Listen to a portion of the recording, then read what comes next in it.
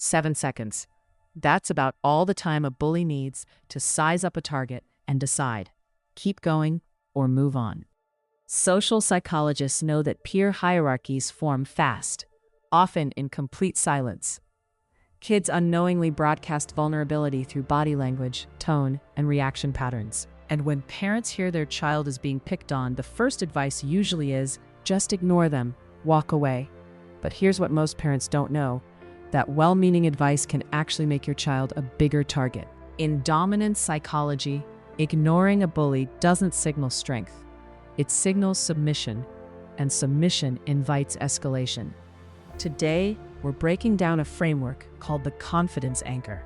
It's a psychological strategy used to retrain the way your child shows up in conflict, using body language, mindset reframes, and 3 specific verbal scripts that shut down a bully's reward cycle on the spot.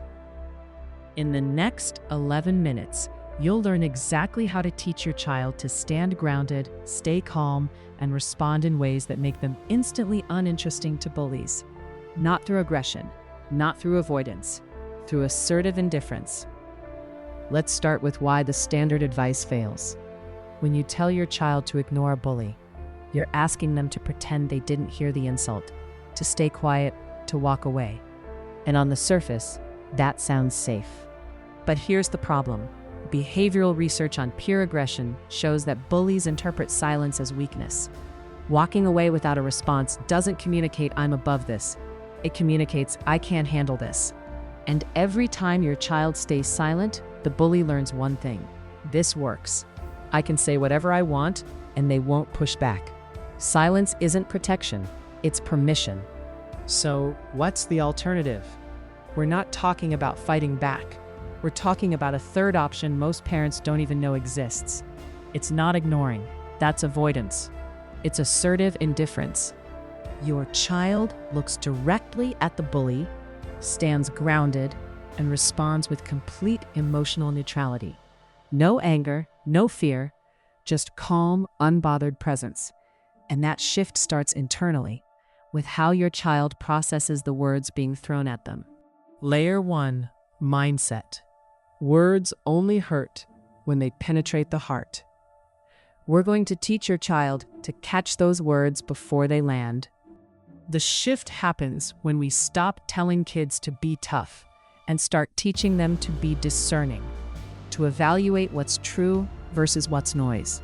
Tonight at dinner, teach your child this mental image. Imagine a clear shield around your body. When someone says something cruel, the words hit the shield first.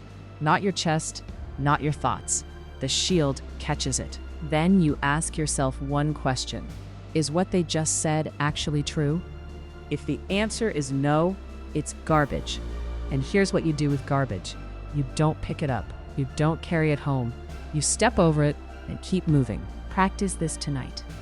Your child says, "Someone called me dumb today." Pause. Before you comfort or fix, ask one question. Do you think that's true? Then wait. Let them answer. What you're teaching here isn't denial or toughness. You're teaching discernment. Confident people don't absorb every opinion. They filter first. Once the mindset shifts internally, the body follows. And the body is what bullies read first. Layer 2, the body. Bullies make their decision based on what they see before your child ever opens their mouth. Slumped shoulders, avoiding eye contact, nervous fidgeting, taking up less space. These are unconscious signals that say, "I'm unsure, I'm vulnerable." Bullies are opportunists. They're scanning for these cues, so we're going to teach your child a simple grounding technique called tree roots. Feet flat on the ground, weight balanced. Imagine roots growing down from the soles of your feet deep into the earth. Or tell them, pretend your feet are glued to the floor. Body still. Chin level, not tilted down in shame or up in defiance. Shoulders open, not curled inward. This posture says one thing: I belong here. Now here's the game changer for kids who can't hold eye contact. Tell them this: don't look at their eyes, look at their eyebrows. To the bully, it looks like direct eye contact. But for your child, It removes the emotional intensity. They can hold that gaze without feeling exposed or intimidated. This one tweak has stopped bullying interactions for kids who previously couldn't look up. Practice this while your child tells you about their day. Remind them, tree roots, eyebrows. Turn it into a habit, because under stress, we default to what's automatic. Make grounded posture automatic. The way your child stands changes how others treat them before a single word is spoken. When they stand grounded and present, they stop broadcasting vulnerability. Now, we add the final layer. And this is where most kids unintentionally give bullies exactly what they want. Before we go further, if this is already shifting how you think about bullying, I need you to do something. Hit that like button. Drop a comment and tell me, have you ever told your child to just ignore it? And did it work? Let's talk about it. Subscribe to the Parenting Blueprint for strategies grounded in psychology, not guesswork. Now let's continue. Layer 3, tone. And this is where most kids sabotage themselves without realizing it. Most children respond to bullying with either anger or fear. Both reactions give the bully exactly what they're looking for. Emotion. Anger fuels them. Fear fuels them. But boredom shuts them down completely. Psychologists call this the gray rock method, becoming as uninteresting as a gray rock. Teach your child that face. Calm, flat, completely unimpressed, like someone just told them it might rain on Tuesday. Here's the difference in real life. Bully says, nice ugly shoes. Emotional response, they're not ugly. The bully wins. Bored face response, okay. The bully gets nothing. When a bully makes a comment and your child responds with a steady, unbothered tone, it removes the reward. There's no explosion, no tears, just nothing. And nothing is the worst possible outcome for someone seeking attention through brutality. Try this tonight. Say to your child, your shirt is weird. Have them respond in bored-faced tone. Okay. Record it, play it back. Let them hear the difference between a defensive tone and a grounded one. One critical warning. When your child first switches to this tone, the bully might try harder for a day or two. Psychologists call this an extinction burst. The bully is panicking because their old trick stopped working. So if it gets louder for a day, don't quit. Hold the line. Mindset, body, voice. That's the confidence anchor. Now, before I give you the exact scripts, we need to address where confidence actually gets built. Not at school, at home. Confidence doesn't start at school. It starts at the kitchen table.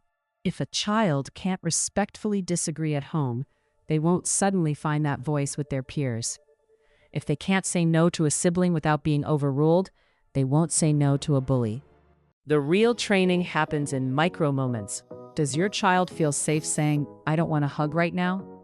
Can they decline dinner without a battle? These moments train their voice. If those boundaries aren't there yet, that's your starting point. In one real-life example, a family practiced permission to disagree for 6 weeks, allowing small assertions like, I need space, or I don't want to play that game. 6 weeks later, that child used the exact same calm tone with a classmate who had been targeting her. The bully tried twice more, met the same flat tone both times, and walked away for good. The shift was immediate, not because the child got aggressive, because she got grounded.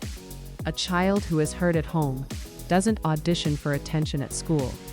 Now here's what that trained voice sounds like in the hallway when their heart is racing. When your child is standing there and their pulse is pounding, they need something simple and automatic.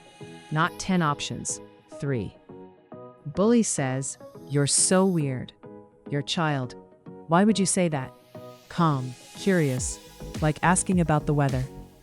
The bully now has to explain themselves. Most can't. They freeze because cruelty doesn't usually have a good reason behind it. This script puts the spotlight back on the bully. It forces them into a moment of self-awareness they weren't expecting. Bully says, your drawing is ugly. Your child, You might be right, completely unbothered. Walks away. The bully stands there with nothing left to push against. A quick safety note. Teach your child to use this agreement script for opinions like "your shoes are ugly." Never use this for physical threats, identity attacks, racism, or hate speech. For those, use the stop script we'll cover next. In one instance, a student used this agreement script when someone mocked his handwriting. He looked at the kid, completely calm, said, "You might be right," and kept walking. The kid stood there confused, tried once more the next day. Same response. Gave up completely. Bullies expect defense. They expect emotion. When your child calmly agrees, the statement lands flat. Without the reaction, the bully loses interest. Bully says, "Nobody likes you." Your child, "I don't like that. Stop." Firm. Loud enough for others to hear. Not aggressive, not timid. A boundary, clear and direct. This creates a witness record and sets a boundary. It signals to teachers, to other kids, to anyone nearby. This isn't okay, and I'm naming it. Practice these at home like fire drills this week. Monday, confusion. Tuesday, agreement. Wednesday, stop. Thursday through Sunday, let your child pick which one feels most natural and practice that. Let your child try each script with different tones until they find the one that feels most natural. Because under stress, we default to what's automatic. Make these responses automatic. Now, before you start practicing these scripts, I need to draw one critical line between empowerment and protection. The confidence anchor builds resilience, but it is not a replacement for adult protection when safety is at risk. Notice the difference between social friction and bullying. Social friction, "Your shoes are weird," once. Your child shrugs it off. Bullying is different. It requires three things: intent to harm, repetition, and a power imbalance. That means the bully has more social influence, is physically bigger, or is older, and your child feels helpless to stop it. That's the pattern. When it crosses that line, when there are threats of physical harm, harassment based on who your child is, or you notice sudden withdrawal, fear, or dramatic behavior changes, you step in immediately. The confidence anchor builds their internal shield. But when safety is at stake, you become their external shield. Always. You document. You involve the school. You advocate fiercely. This framework builds your child's strength. But you are their protection when the situation demands it. Remember that 7-second moment from the beginning when a bully decides whether to keep targeting your child, and your child stands there wondering if maybe they're right. The confidence anchor doesn't erase that moment, but it changes what happens next. Instead of internalizing the words, they evaluate them. Instead of shrinking, they stand grounded. Instead of replaying the moment all night, they let it go. This isn't just about surviving 4th grade. You're raising an adult who knows their worth, who sets boundaries without apology, who doesn't shrink when someone tries to make them feel small. The confidence anchor, mindset, body, voice, isn't a quick fix. It's a framework they'll use for the rest of their life. Before we wrap up, I need to hear from you. Hit that like button if this gave you a new way to talk about bullying with your child. Drop a comment and tell me which script fits your child best. And if you've used any of these techniques, share what happened. Subscribe to the Parenting Blueprint for more strategies that actually work in the real world. Share this video with a parent who's dealing with this right now. Tonight at dinner, practice the board face and role play one script 3 times. Pick script 1, "Why would you say that?" and role play it 3 times. Your child's power starts with the signal you help them build at home. And here's the part most parents miss. The words you use at home decide how strong this anchor really becomes. If you want to see the one phrase that quietly builds real confidence, check out the video on your screen now.